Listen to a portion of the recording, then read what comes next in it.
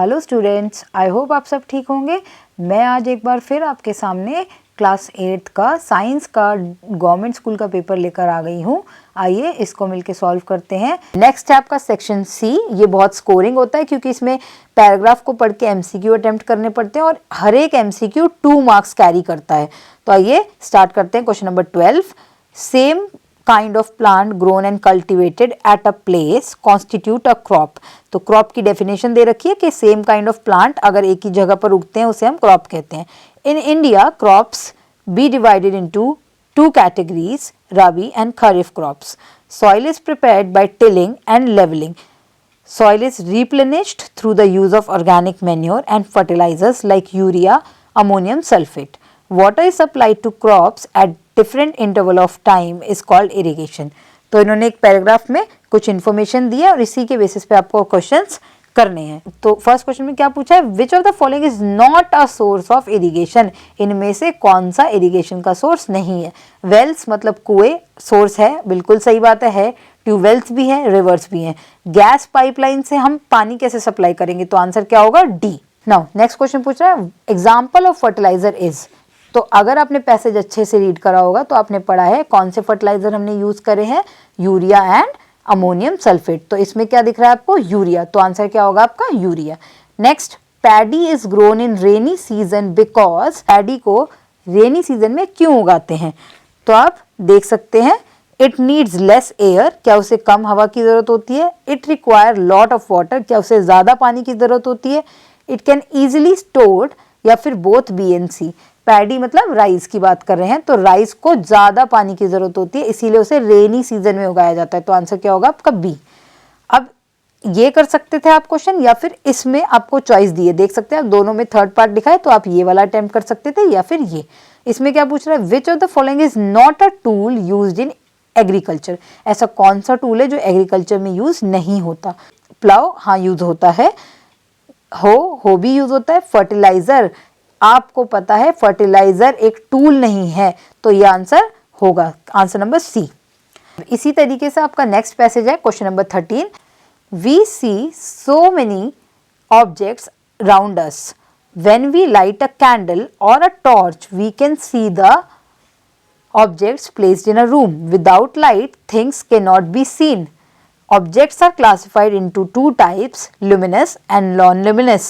Luminous objects emit their own light. Light travels in straight line. That is why when opaque objects obstruct it, a shadow forms. अभी आपको याद होगा पीछे आपको एक question पूछा गया था ल्यूमिनस ऑब्जेक्ट्स के एग्जाम्पल, तो इसीलिए आपसे बोला जाता है पेपर को अच्छे से रीड करें। कभी कभी आपको कुछ क्वेश्चन के आंसर पेपर में ही मिल जाते हैं, तो यहाँ से आपको एक आइडिया मिल जाता है ल्यूमिनस ऑब्जेक्ट क्या होते हैं, वो जो खुद की लाइट को एमिट कर सकते हैं। तो इसमें फर्स्ट क्वेश्चन क्या पूछ रहा है, when light bounce back from shiny surface it is called. Shiny surface से बाउंस बैक करती है उसे हम क्या बोलते हैं, रिफ्लेक्शन, रिफ्रैक्शन, डिस्पर्शन या बेंडिंग। तो आंसर क्या होगा, रिफ्लेक्शन बोलते हैं हम उसको। नेक्स्ट क्वेश्चन क्या पूछ रहा है, name the device used to get image of sun. कौन सी डिवाइस को हम यूज करके सन की इमेज को देख सकते, सन की इमेज कौन सी डिवाइस को यूज करके हमें सन की इमेज मिल सकती है, plane mirror, pinhole camera, straight pipe या फिर ग्लास स्लैब। तो आपका आंसर क्या होगा, पिन होल कैमरा से आप सन की इमेज को देख सकते हैं। Which type of object do not allow light to pass through them? कौन से ऐसे ऑब्जेक्ट्स हैं जो अपने अंदर से लाइट को पास नहीं होने देते हैं, तो ऑप्शंस ट्रांसपेरेंट, ट्रांसलूसेंट, ओपेक या नन ऑफ दीज। तो आंसर क्या होगा, ओपेक ऑब्जेक्ट, उनके अंदर से लाइट पास नहीं हो सकती। अब इसमें भी चॉइस आई है, या आपको ये क्वेश्चन अटेम्प्ट कर सकते थे या फिर आप ये क्वेश्चन अटेम्प्ट कर सकते हैं। इसमें क्या पूछ रहा है, example of a translucent object is. Translucent object का एग्जाम्पल क्या है, वुड, बटर पेपर, बोर्ड या फिर बुक। ट्रांसलूसेंट ऑब्जेक्ट्स वो होते हैं जिनके आर पार हम पार्शियली देख सकते हैं, धुंधला धुंधला दिखाई हमें देता है। तो आंसर क्या होगा आपका, बटर पेपर। नेक्स्ट क्वेश्चन क्या कह रहा है, क्वेश्चन नंबर 14, अगेन ये एक पैसेज का क्वेश्चन है। It is convenient to represent electric components by symbols. Using these an electric circuit can be represented by a circuit diagram. Wire made from some special materials melt quickly and breaks when large electric current passed through them. These materials are used for making electric fuse which prevent fire and damage to electrical appliances. तो आप इस paragraph से ये questions का answer करना है। तो first question बोल रहा है the coil of wire contained in an electric heater is known as, तो जो हीटर के अंदर कॉइल लगी होती है स्प्रिंग सी, उसे हम क्या बोलते हैं? पिन, एलिमेंट, सर्किट या आयरन। तो आपको इजीली समझ में आ जाना चाहिए। अगर आपको आंसर नहीं भी पता है तो पिन तो नहीं होती, सर्किट भी नहीं होता, आयरन भी नहीं, तो ऑप्शन क्या होगा? एलिमेंट। नेक्स्ट क्वेश्चन आपसे पूछ रहा है an electric iron is an example of, electric iron किसका एग्जाम्पल है? Heating effect of current, magnetic effect of current, chemical effect of current या बोथ ए एंड सी। तो आंसर क्या होगा आपका?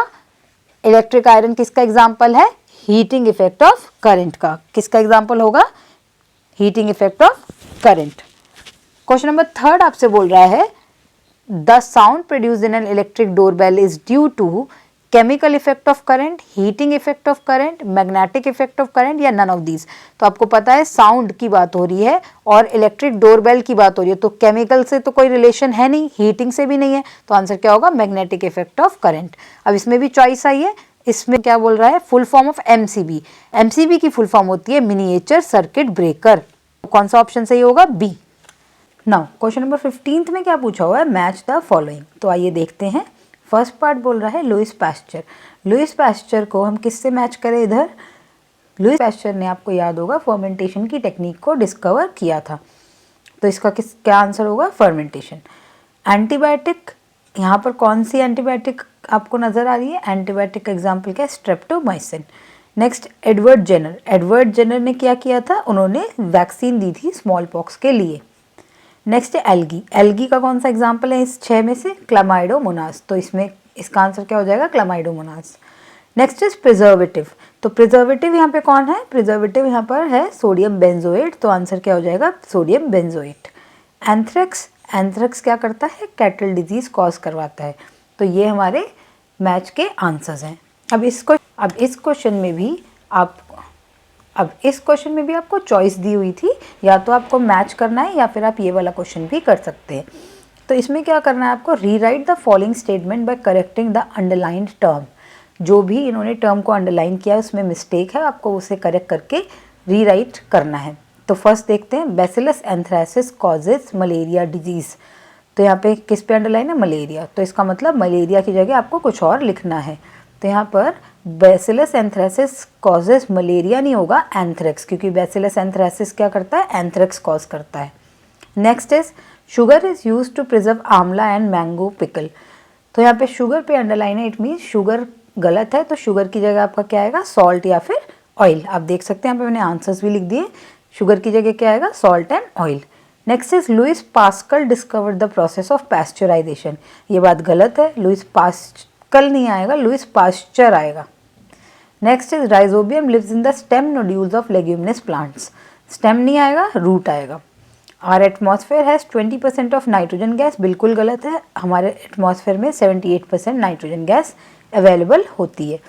द ब्रेड और idli dough rises because of oxygen produced by yeast. नहीं, oxygen नहीं, आंसर होगा आपका कार्बन डाइऑक्साइड। तो इसी तरीके से आपका पूरा पेपर ख़त्म होता है। आपके पूरे पेपर में 15 क्वेश्चन है और आपको इसको प्रैक्टिस करना है, बिकॉज इससे आपको बहुत हेल्प मिलेगी। अगर आपको कोई भी क्वेरी है तो आप कमेंट्स में ड्रॉप कर सकते हैं। आई होप आपको ये वीडियो पसंद आया होगा। अगर आपको ये वीडियो पसंद आया है तो लाइक, शेयर और सब्सक्राइब करना ना भूलें। जिसने भी मेरे चैनल को सब्सक्राइब नहीं किया है वो जल्दी से सब्सक्राइब कर ले, ताकि आपको मेरी कोई भी वीडियो मिस ना हो, और मुझे फॉलो करते रहें। Thank you.